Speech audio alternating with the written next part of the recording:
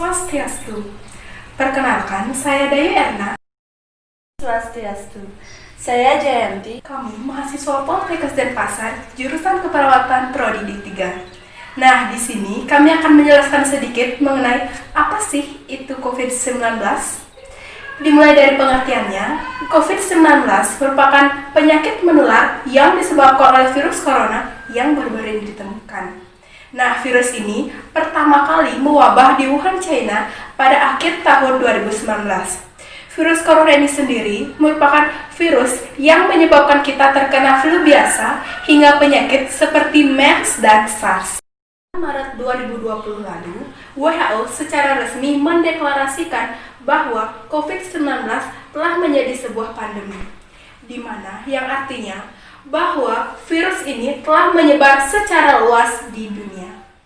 Nah, hingga saat ini, per tanggal 24 Juli 2020, di Indonesia jumlah kasus yang telah terkonfirmasi positif COVID-19 ada sebanyak 95.418 orang, di mana sebanyak 36.808 orang dirawat, 53.945 orang dinyatakan sembuh, namun sebanyak 4.665 orang telah dinyatakan meninggal dunia. Nah, di Indonesia sendiri, Jawa Timur merupakan wilayah dengan catatan tertinggi yang terkena COVID-19, di mana ada sebanyak 19.946 orang per tanggal 24 Juli 2020. Nah, Nusa Tenggara Timur merupakan wilayah terendah yang terdampak kasus COVID-19 ini, yaitu ada sebanyak 137 orang yang terkonfirmasi positif COVID-19 per tanggal 24 Juli 2020. Di Bali sendiri, per tanggal 24 Juli 2020, jumlah yang telah terkonfirmasi positif COVID-19 ada sebanyak 3.058 orang, di mana yang telah dinyatakan sembuh ada sebanyak 2.322 orang, dan dinyatakan meninggal dunia ada sebanyak 48 orang. Nah, di mana orang yang terinfeksi COVID-19 ini ada yang menimbulkan gejala dan ada pula yang tanpa gejala. Nah, orang yang menimbulkan gejala ini biasanya diarahkan untuk melakukan rapid test.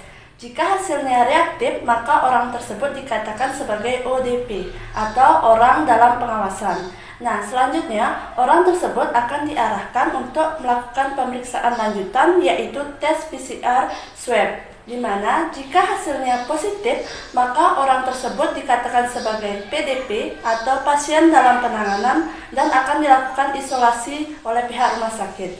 Namun, jika hasilnya negatif, maka orang tersebut dikatakan sebagai orang sehat. Nah, sedangkan orang yang tanpa gejala ini dikatakan karena orang tersebut pernah melakukan interaksi dengan orang yang terkonfirmasi COVID-19.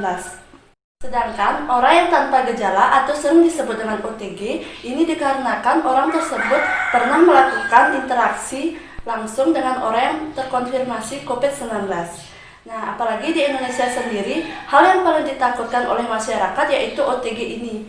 Karena kenapa? OTG ini bisa berkeliaran di luar dengan kondisi yang sehat, namun rentan bagi orang yang rentan dan orang yang sehat pula. Nah, apalagi WHO sudah menyampaikan bahwa COVID-19 ini tidak akan hilang dengan waktu yang singkat, maka diperlukannya tatanan hidup yang normal yang baru. Nah, dengan cara apa? Yaitu dengan social distancing. Yang pertama, menggunakan masker setiap keluar rumah. Yang kedua, selalu mencuci tangan saat datang dari luar. Yang ketiga, selalu menjaga jarak dengan orang lain minimal 1 meter. Dan yang terakhir yaitu jauhi kerumunan.